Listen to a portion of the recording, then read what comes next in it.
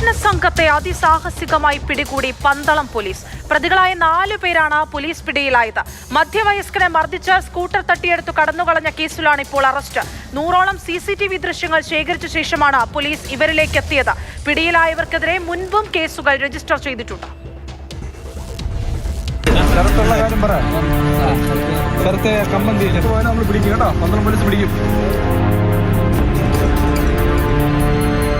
ഇക്കഴിഞ്ഞ 21-ാം തീയതി രാത്രി 10 മണിയോടെയാണ് ബൈക്കിലെത്തിയ 4 പേർ ജോലി കഴിഞ്ഞു മടങ്ങുകയായിരുന്ന കുടശനാട് സ്വദേശി തുളസീധരന്റെ അടുത്തേക്ക് എത്തിയത്. വഴിയിലുണ്ടായിരുന്ന അമ്പലത്തിന്റെ കാണിക്കവഞ്ചിയിൽ പണമിടുന്ന നേരത്താണ് തുളസീധരന് നേരെ ആക്രമണം ഉണ്ടായത്.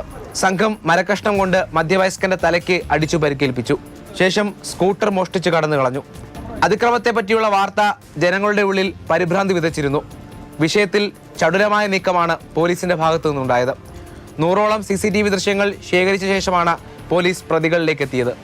കൊടുമൺ സ്വദേശികളായ ശരത്ത്, അമിത് കുമാർ, പാലമേൽ മുതുകാട്ടുകര സ്വദേശി കണ്ണൻ ഗണേശ്, വള്ളിക്കോട് സ്വദേശി ശിവരാജൻ എന്നിവരാണ് പിടിയിലായത്. കാരക്കാട്ടുള്ള ഒളിയിടത്തിൽ നിന്നും അതിസാഹസികമായാണ് പ്രതികളിൽ ഒരാളായ കണ്ണനെ പോലീസ് പിടികൂടിയത്.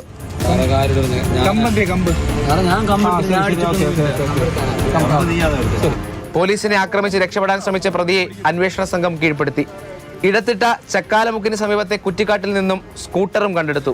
പിടിയിലായ പ്രതികൾക്കെതിരെ മുൻപും കേസുകൾ രജിസ്റ്റർ ചെയ്തിട്ടുണ്ട്. ആക്രമണത്തിൽ പരിക്കേറ്റ തുളസീധരൻ സ്വകാര്യ ആശുപത്രിയിൽ ചികിത്സയിലാണ്.